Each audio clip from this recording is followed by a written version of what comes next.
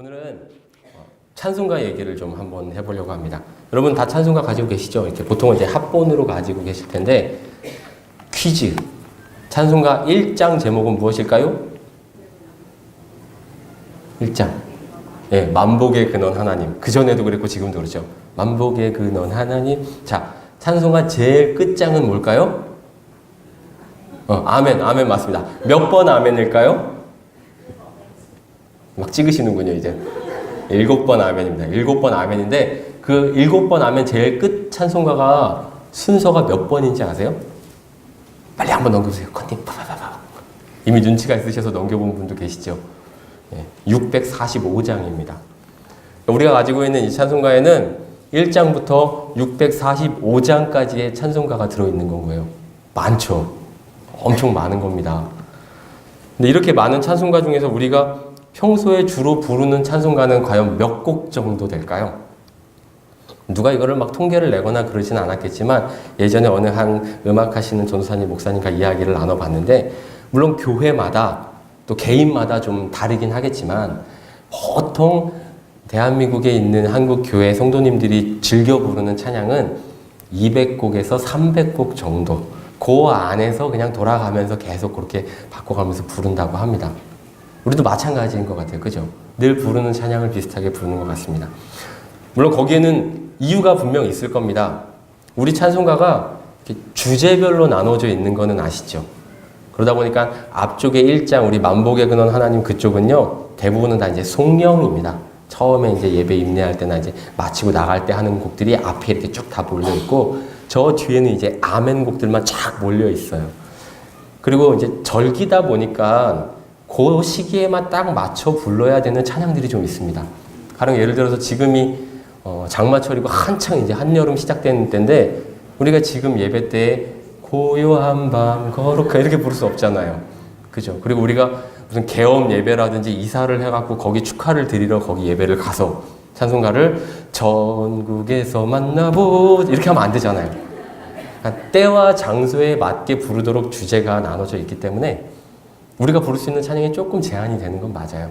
근데 그렇다고 치더라도 사실 우리가 부르는 찬양은 너무 적습니다. 이 안에 있는 곡들 중에서 야, 이 찬양은 진짜 좋은 찬양인데 우리가 요거를 좀 배워서 부르면 좋지 않을까 하는 곡들이 좀 있어요. 제가 주일 2부 예배 여기 아침에 드릴 때나 아니면 이제 우리 오전사님이 오후 예배 설교하실 때 앞에서 잠깐 찬양 인도를 할 때가 있는데 그때마다 고심을 합니다. 어떤 곡을 부르면 좋을까? 부를 수 있는 곡이 곡에서 곡이니까 새로운 곡들을 좀 배우면 좋겠다는 생각이 들어서 오늘 제가 그동안 잘 부르지 않았던 찬양을 하나 여러분들에게 소개를 하려고 합니다. 여러분 가지고 있는 찬송가의 209장을 한번 펴보세요. 209장. 아시는 분도 계실 테지만 대부분은 아마 잘 모르실 거예요. 이 세상 험하고 나 비록 약하나인 줄 알고 봤다가 가사가 다르네? 네, 그죠.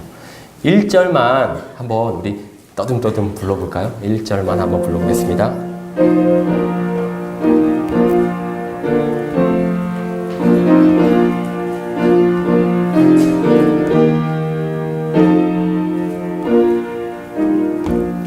이 세상 풍파 심하고 또 환난 질고 많으나 나 편히 쉬게 될 곳은 주 예비하신 주의 정. 네, 요런 곡입니다. 사실 저도 잘 모르는 곡이었거든요. 이번 설교 준비하면서 이렇게 부르게 됐는데 어떠세요? 아직은 조금 어색하죠. 늘 부르던 곡이 아니니까. 자주 불러보면 좀 익숙해지지 않을까 싶습니다. 찬송가라고 하는 건요. 두 개가 딱 합쳐져야지 찬송가가 됩니다. 가사가 있어야 되고요. 곡이 있어야 돼요. 세상의 모든 노래들이나 마찬가지죠. 가요들도 마찬가지인데 가사가 있고 멜로디가 있어야 됩니다. 근데 우리는 찬송가 가사를 찬송가 가사라고 안 하고 보통 찬송시라고 합니다. 시편에 있는 곡들처럼 찬송시가 이렇게 지어지고 그 다음에 멜로디가 생겨서 요거를 합치는 방식인데 이 곡 같은 경우에 여러분 지금 209장 찬송가를 피셨으니까 그 209라고 써 있는데 그 밑에 보면 영어로 아주 조그맣게 아주 조그맣게 뭐라고 써 있어요. 그죠? H 뭐 그건 잘 보이지도 않는 짧은 그쵸? 거기 제일 끝에 보면 숫자가 써 있습니다. 숫자가 뭐라고 써 있습니까? 1828이라고 써 있죠. 이게 뭔고 하니 이 찬송가가 만들어진 때입니다. 지금으로부터 190년 전에 1928년에 이 찬송가의 찬송시가 만들어졌어요. 그 앞에는 영어 H. 스토웰이라고 하는 거는 이 찬송시를 지은 목사님의 이름입니다. 영국 사람인데요. 휴 스토웰이라고 하는 이 목사님이 25살에 목사 안수를 받으셨대요. 그리고선 여기저기 교회를 다니시면서 목회를 잘 하셨는데 나중에 이 목사님이 찬송시도 이렇게 잘 썼으니까 설교도 되게 잘 하셨겠죠. 명설교가로 이름을 날리시면서 나중에는 이 설교를 들으려고 이 목사님의 교회에 사람들이 몰려들기 시작하는데 지각을 하면은 이 목사님 설교를 들을 수 없을 만큼 그렇게 이름난 설교가였다고 합니다. 저는 여러분들이 지각뿐만이 아니라 예배 끝나는 시간에 오셔도 널찍널찍하게 편안하게 설교를 들을 수 있는데 이분은 명설교가셔서 이렇게 사람들이 많이 찾아오는 그러니 찬송시도 얼마나 잘 쓰셨겠어요. 우리가 지금 가지고 있는 이 찬송시는 한국말로 번역이 된 건데요. 사실 이분이 처음 이 찬송시를 딱 지었을 그 당시에는 분명히 머릿속으로 생각한 그림이나 이미지가 있었을 것 같아요. 그러면 가사는 그렇다 치고 이제 멜로디를 한번 보겠습니다. 그 오른쪽으로 조금 옆으로 가보시면 통247이라고 써 있어요. 보이세요? 가로치고 통247. 그거는 우리가 이전에 사용하던 통합찬송가엔 이 찬송이 247장이었다. 그 밑에 보면 하나님 나라라고 써 있죠. 그거는 이 찬송가의 주제별 분류를 하나님 나라에 대한 찬양이다 라는 뜻이고요. 그 밑에 보면 또 영어라고 뭐가 써 있어요. 그죠? R-E-T-E-A-T 리트릿이라고 써 있고 이번에는 8888이라고 써 있네요. 그럼 8888년에 지은 곡인가? 말이 안 되잖아요. 그 8888은 뭐냐 하면 가사를 8개씩 끊어서 해라. 이 세상 풍파 심하고 8개죠. 그 다음에 또 환난 질고 많으나 또 8개. 이런 식으로 8개씩 끊어갖고 숨 쉬어서 부르면 된다. 그 표시고요. 그 밑에 보면 T, H 어쩌고 저쩌고 써 있고 그 끝에 1842라고 써 있습니다. 1842년에 이번엔 미국 사람이었던 토마스 헤이스팅스라고 하는 목사님이 이 곡을 지은 거예요. 근데 이 곡을 지을 때 이 곡의 제목을 그 위에 있는 영어 리트릿이라고 하는 제목을 지었습니다. 아직 가사가 붙기 전인데 이 리트릿이라는 제목을 지었어요. 이 리트릿이라는 뜻을 우리가 알고 있는 단어로 굳이 바꾸면 피난처, 안식처, 숨어 지낼 곳, 편안한 장소 그런 뜻입니다. 그러니까 이 목사님은 이 곡을 지을 때 이미 이 멜로디에는 이런 느낌입니다. 피난처, 안식처, 조용한 곳, 편안한 곳, 따뜻한 곳 그런 곡이 좀 생겼으니까 그런 시를 붙였으면 좋겠습니다 한 거예요. 그래서 이 두 개가 딱 만나갖고 이 찬송가가 된 겁니다. 찬양의 가사가 정말 그렇습니다. 이 험한 세상에서 정말 별스러운 일을 다 겪지 않습니까? 저도 지난 주간에는 몸도 좀 아프고 저를 아주 힘들게 하는 사람도 좀 있었어서 힘들었습니다. 근데 주일날 돼서 우리 예배에 탁 나오고 제가 좋아하는 우리 1살, 2살, 3살, 4살 꼬맹이들 이렇게 안고 만나고 하니까 좋은 거예요. 마음이 편안하고 그래 주님의 전이 나에겐 피난처고 안식처다 그런 느낌인 곡이 바로 이 곡인 겁니다. 여러분들도 그런 느낌 다 받으시죠? 주님의 전에 오면 편안하시죠? 너무 편안해서 막 졸리시죠? 눈을 뜨세요. 지금부터 제가 드리려고 하는 얘기를 이제 귀 기울여 들으시면 됩니다. 사실 이 찬송가에 비밀이 숨겨져 있습니다. 아까 우리가 볼 때 그 왼쪽 위에 보면 통247이라고 써 있었다 그랬는데 우리가 가진 이 찬송가가 2000년 초반에 한번 바뀌었습니다. 그래서 찬송가가 더 많아지기도 했고 순서가 바뀌기도 했고 가사가 바뀐 것도 있습니다. 예를 들면 예수 사랑하심은 하면 그 다음 가사가 뭡니까? 그죠? 어떤 분은 거룩하신 말일세가 나오고 어떤 분은 성경에서 배운 내가 나옵니다. 우리가 원래 부르던 옛날 찬양 가사는 거룩하신 말일세였어요. 근데 지금 가사는 성경에서 배운 내입니다. 이게 찬송가가 중간에 한번 바뀐 지 벌써 10수년이 됐는데도 아직도 우리가 거기에 조금 왔다 갔다 할 때가 있습니다. 그렇게 찬송가가 한번 바뀔 때 이 찬양은 209장이 됐고요. 바뀌기 전에는 247장이었습니다. 근데 곡 순서만 바뀐 게 아니고요. 가사가 한 군데가 바뀌었어요. 어느 부분이 바뀌었는 거 아니 딱 한 단어가 바뀌었는데요. 어느 부분이 바뀌었는지를 이 시간에 한 번 더 찬양을 불러보면서 찾아보려고 그래요. 어렵지는 않습니다. 우리 1절부터 이번엔 4절까지 조금 빠르게 한번 다 불러보겠습니다.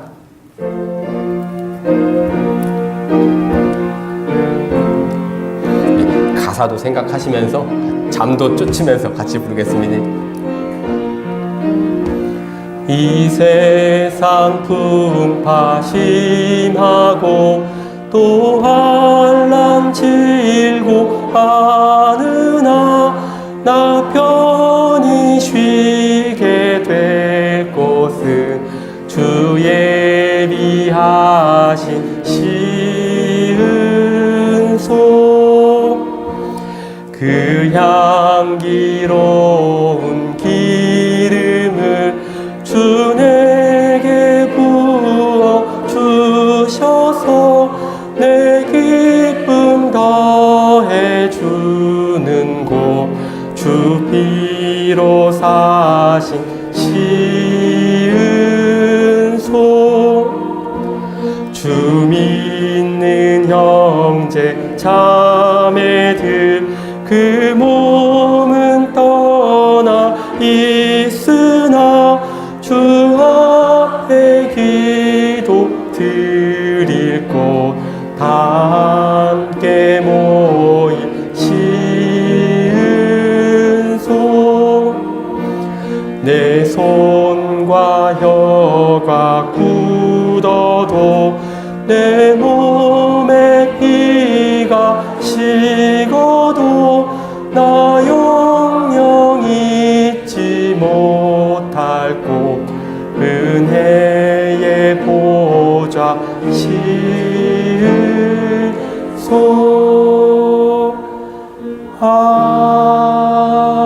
아멘. 네, 어디 가사가 다르다고요? 네, 주의 전 하는 데가 시은소로 바뀌었어요. 그리고 오늘 설교의 제목이 시은소입니다. 여러분 시은소라는 단어 잘 아시나요?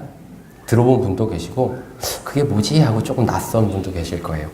이 시은소라고 하는 단어는 시은좌라고 하는 단어라고 같이 쓰이기도 하는데요. 한자로는 베풀 시, 은의 은, 그 다음에 장소소 혹은 앉는 자리 좌로 뜻합니다.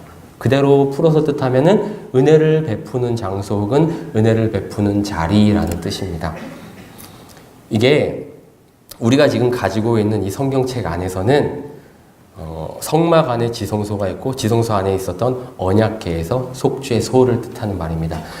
예전에 우리가 사용했던 옛날 성경본에는 거기에는 시은소라고 돼 있었어요. 근데 그게 한번 바뀌어갖고 개역 한글판이 되면서는 일단 속죄소로 바뀌었고요. 그 다음에 천주교에서 사용하거나 우리가 사용하는 이제 표준 세번역 성경에는 이게 속죄판이라고도 되어 있습니다. 여러 가지 말로 다 바뀌어서 쓰이다 보니까 우리가 이거에 그건가 그거가 이건가 싶은 약간 헷갈림이 있습니다만 오늘 제가 여러분들에게 소개시켜드릴 이 시은소라고 하는 곳은 우리가 생각하는 것보다 훨씬 더 큰 의미를 담고 있고 중요한 곳입니다. 말로 설명드리는 것보다 그림을 보면서 하면 여러분들이 조금 더 이해를 잘 하실 것 같아갖고 그림을 좀 준비를 했어요. 요거는 여러분 잘 아시겠죠? 성막입니다. 성막. 이스라엘 백성들이 들고 옮기고 다니면서 하나님께 제사를 지냈던 성막인데 저기 빨간 동그라미 쳐놨던 그 약간 짙은 색 천막처럼 텐트처럼 쳐놓은 저기가 성소입니다. 성소. 성소 안으로 한번 들어가 보겠습니다. 뿅. 네. 성소 안으로 들어가면 저기 지금 여러분들이 보시는 이쪽 여러분들이 지금 보실 때에는 좌측에 제사장이 있고 거기 촛대도 있고 하는 장소가 있고요. 가운데 커튼이 하나 쳐져 있죠. 휘장입니다. 성소 휘장. 그리고 커튼 안쪽에 빨간색으로 표시한 저곳이 성소 중에서도 지극히 성스러운 곳이라 그래서 지성소라고 부릅니다. 그죠? 지성소라고 하는 곳에 자세히 보시면은 저기 뭐가 하나 있어요. 성물이 하나가 있습니다. 그 성물을 좀 가까이서 보면 짠!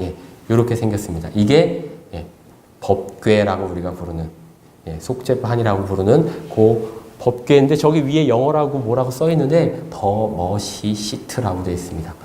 머시라는 단어는 자비라는 뜻이고요. 시트는 의자라는 뜻입니다.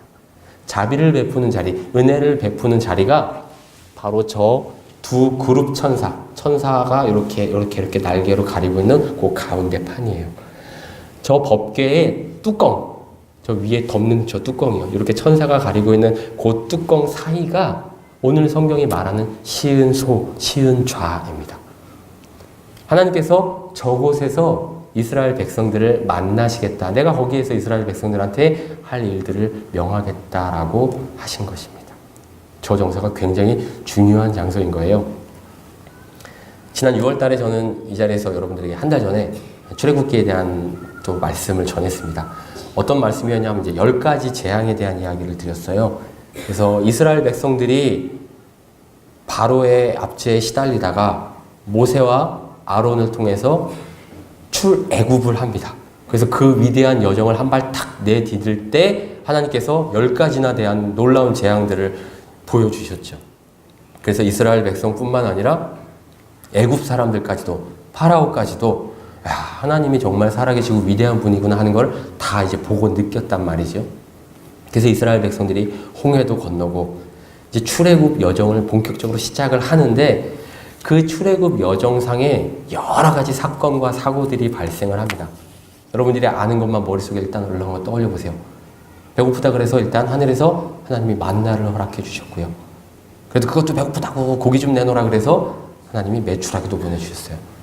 그리고 하나님이 십계명을 통해서 이스라엘 백성들에게 이렇게 해라 라고 알려주셨는데 모세가 그 십계명 돌판을 받으러 올라간 사이에 아래에서 난리판이 벌어졌었죠. 황금 송아지 우상을 만들었었습니다.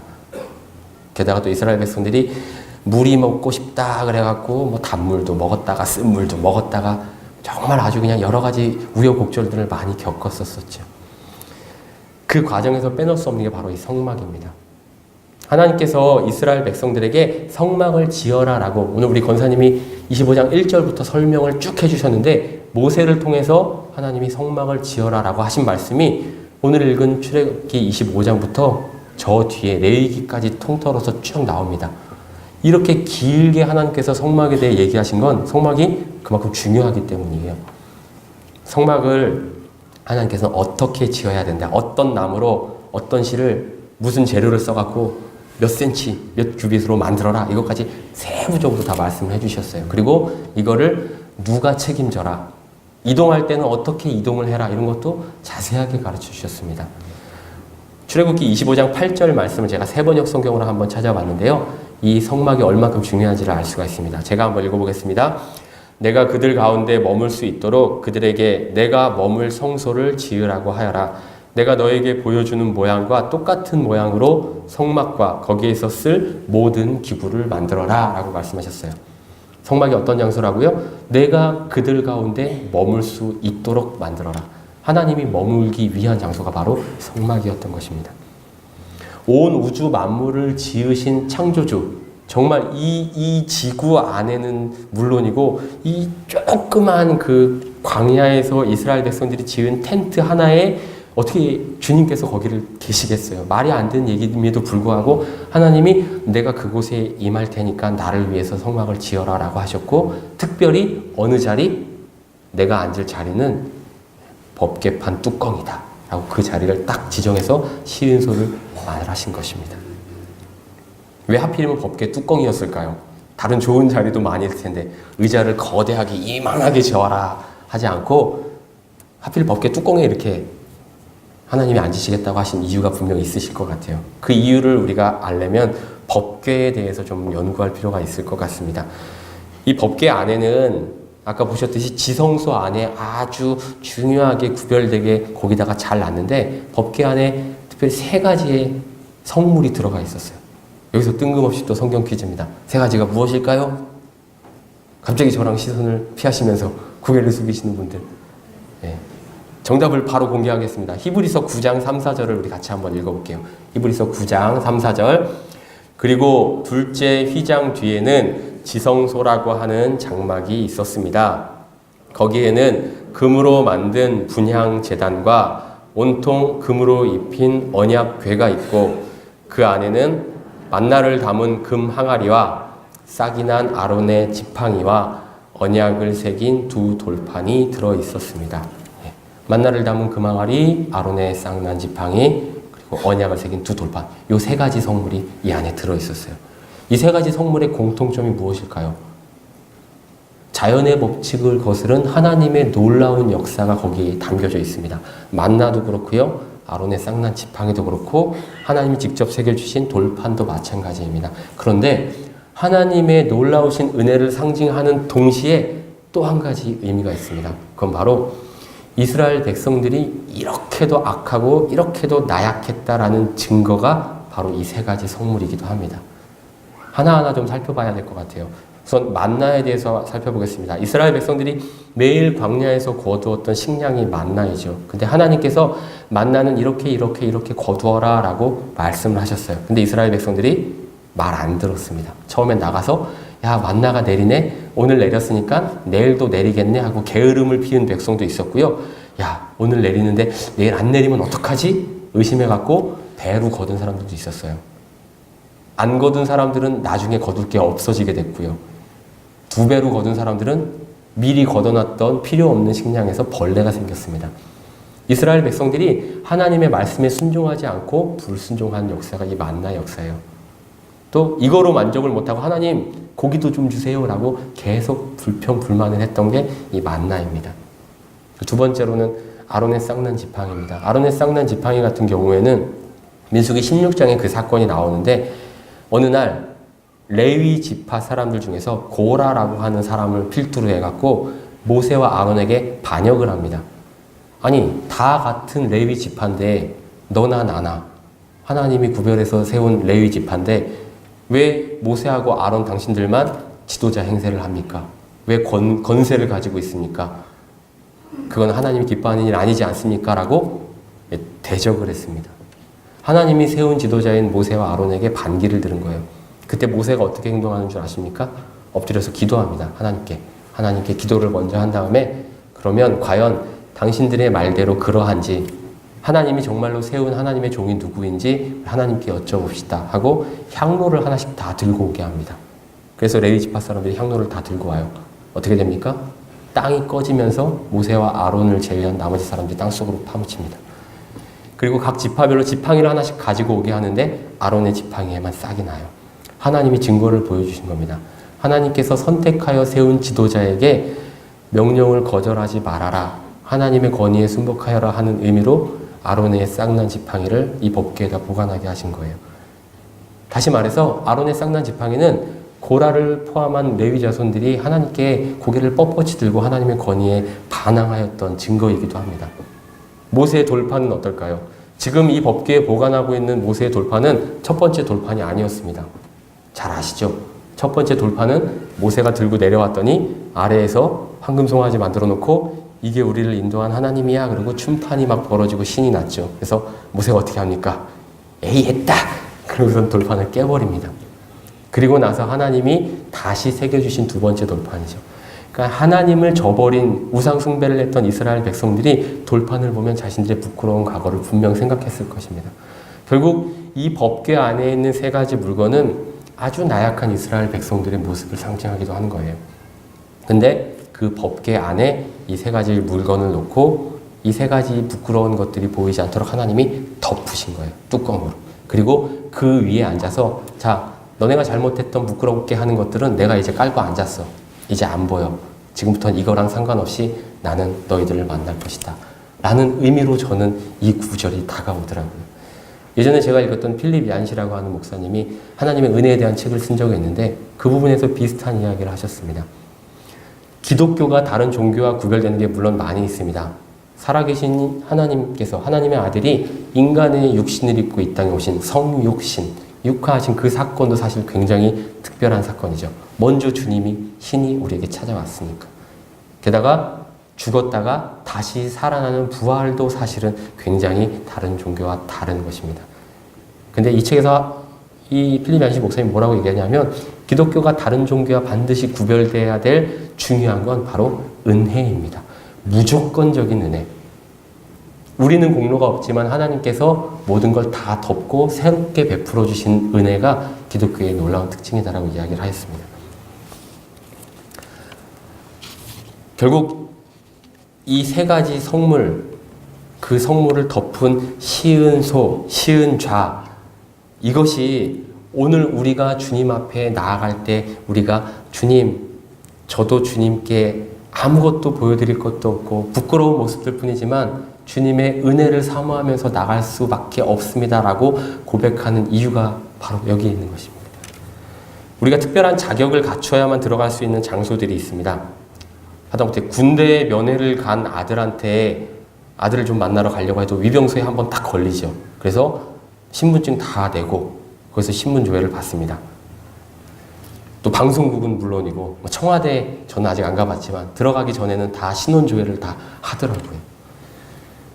심지어 요즘에는 내 자식이 살고 있는 아파트에 들어가려고 하다가도 아파트 입구에서 차단기가 안 열려갖고 벨을 누르고 경비실에 띵동 몇 동 몇 호에 아무개 집에 내가 방문을 왔어. 내가 그 집 아비요. 이렇게 말을 해야 이거를 열어주는 그런 세상에 우리는 살고 있습니다. 내가 어디 사는 누구랑 무슨 관계가 있는지 밝혀야지 그 자격을 이야기를 해야 입장이 허락되는 세상입니다. 근데 온 천하의 주인이시고 창조주가 되시는 하나님께서는 아무런 자격도 없는 우리들을 있는 그대로 다 허락해주고 계신 것입니다. 그동안 베풀어 주신 놀라운 은혜들을 그거 당연한 거 아니에요? 공기, 시간, 그거 당연한 거 아니에요? 장마철이 되고 비가 오는 거 당연한 거 아니에요? 비 안 왔으면 좋겠는데 주님 이것 좀 안 오게 하면 안 돼요? 라고 불평분만을 갖고 있었던 우리들이지만 그럼에도 불구하고 이스라엘 백성 같은 우리들의 모습까지도 주님께서는 다 덮고 새로운 하나님의 은혜의 말씀을 우리들에게 허락하신다는 말씀입니다. 사랑하는 동화가족 여러분, 그리고 오늘 이 시간에 다시금 헌신을 다짐한 우리 1, 2 여전도의 여러분들께 오늘 이 이야기를 드리고 싶었습니다. 주님 앞에 나아가는데 우리가 특별한 공로나 엄청난 성과가 필요하지 않습니다. 이것 역시 하나님의 엄청나게 큰 은혜입니다. 하지만 감사해야 될 이 은혜임에도 불구하고 우리가 반드시 기억해야 될 사실은 있습니다. 그것은 우리가 이 시은소, 은혜의 자리 앞으로 나아가기 전에 반드시 거칠 과정은 있다는 것입니다. 아까 잠깐 성막 그림을 봤는데요. 그 성막의 성소 안으로 들어가기 전에 그 앞에 다른 성물들이 있습니다. 바로 물두멍과 번제단입니다. 물두멍에서 깨끗하게 씻고 그리고 번제단에서 활활 태워드린 이후에 그 다음에 성소 안으로 들어갈 수 있는 거예요. 이게 무슨 말입니까? 주님께 제물로 드려질 때에는요, 살아있는 채로 그 안으로 못 들어갑니다.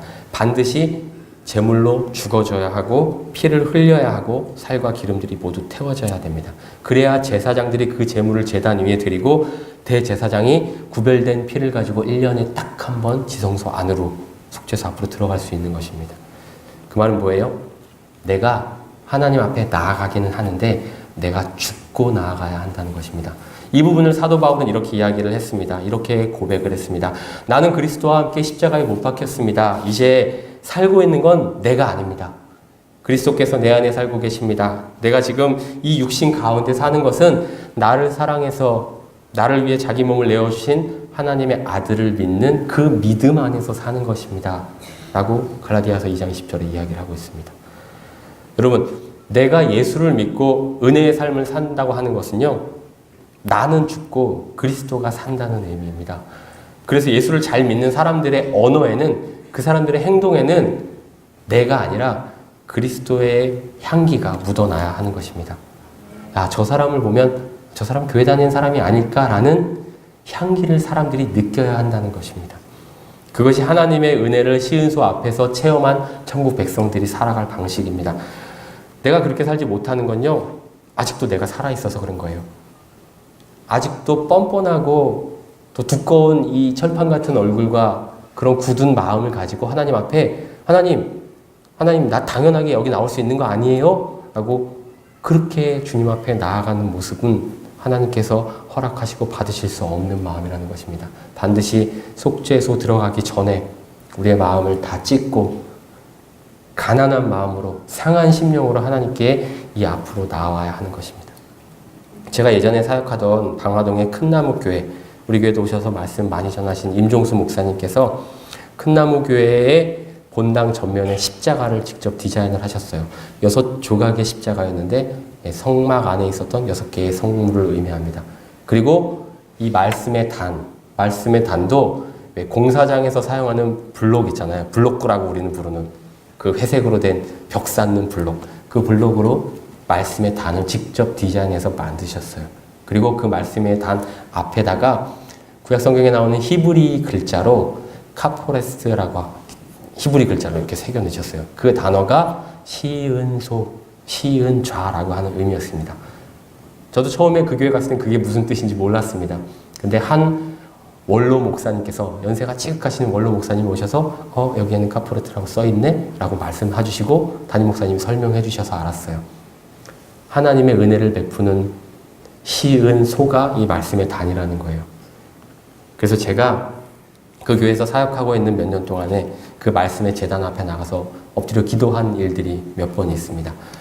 아침에 일찍 성도님들이 교회 주일날 나오시기 전에 먼저 나가갖고 불도 탁 켜지 않은 상태로 어두컴컴한 그 말씀의 단 앞에 기도한 적도 있었고요. 때로는 주일날 우리 교우분들이 다 돌아가시고 난 다음에 성전 청소도 다 끝나고 불도 다 꺼진 상태에서 그 앞에 다시 엎드려서 기도한 적도 있습니다. 그때 그 자리, 그 은혜의 자리를 받는 시간이 있었기 때문에 저는 오늘 제가 이 자리에 있다고 생각합니다. 또 마찬가지로 저를 위해서 그 은혜의 자리 앞에 무릎을 꿇고 기도해 주셨던 저희 어머니가 있기 때문에, 그 다음에 주의 종이라고 생각하시고 열심히 중보하고 기도해 주셨던 수많은 권사님들, 집사님들, 또 선생님들의 그 시은소 앞에서의 기도가 있었기 때문에 제가 이 자리에 있다고 생각을 합니다. 모든 것이 예수 그리스도를 통해 허락된 하나님의 은혜입니다. 과거에는 대제사장만 들어갈 수 있었던 그 자리가 예수님이 십자가에 달려 돌아가시는, 숨지시는 그 순간 십자가의 위로부터 아래로 갈라졌죠. 그리고 이제는 누구나 다 주님 앞에 나아갈 수 있게 예수 그리스도께서 본인의 피값으로 그 길을 열어두신 겁니다. 그래서 여러분들은 하나님의 보좌 앞으로 상한 심령을 들고 나오실 수 있게 됐습니다. 일리여전도회 여러분, 또 동아가족 여러분, 여러분들 정말 사시면서 기가 막히고 코가 막히는 정말 억척스러운 일들 많이 당하시지 않습니까? 굳이 누구에게 얘기하고 싶지도 않고 말해봤자 필요도 없는, 아이고 이걸 말해봤자 뭐해야 하는 그런 일들을 아마 많이들 겪으면서 살아오셨을 거예요. 근데 사람에게는 그걸 얘기해봤자 소용이 없습니다. 괜히 말만 옮겨질 뿐이죠. 그 모든 것들을 가지고 나올 장소가 한 군데 있습니다. 바로 시은소, 말씀의 단 앞입니다. 주님의 전입니다. 여러분들이 마음과 영혼에 쉼을 얻고 또 위로와 평안을 얻을 곳은 하나님께서 은혜를 베푸시는 바로 이 자리입니다. 동안교회 예배당, 동안교회 말씀의 단 앞. 여러분이 기도하는 바로 그 자리가 하나님이 여러분에게 말씀하시는 시은소입니다. 여러분들의 허물, 내 연약함, 그 모든 것 이미 주님께서 법궤 뚜껑으로 다 덮어 놓으셨습니다. 오직 우리의 생각과 머리로는 가늠할 수 없는 크고 넓고 또 깊은 하나님의 은혜를 의지해서 담대한 마음으로 주님 앞에 나오시고 주님의 음성을 구하시고 주님이 들려주시는 그 음성대로 살아가는 우리 동안 가족들이 또 우리 1, 2 여전도의 회원들이 되셨으면 좋겠습니다.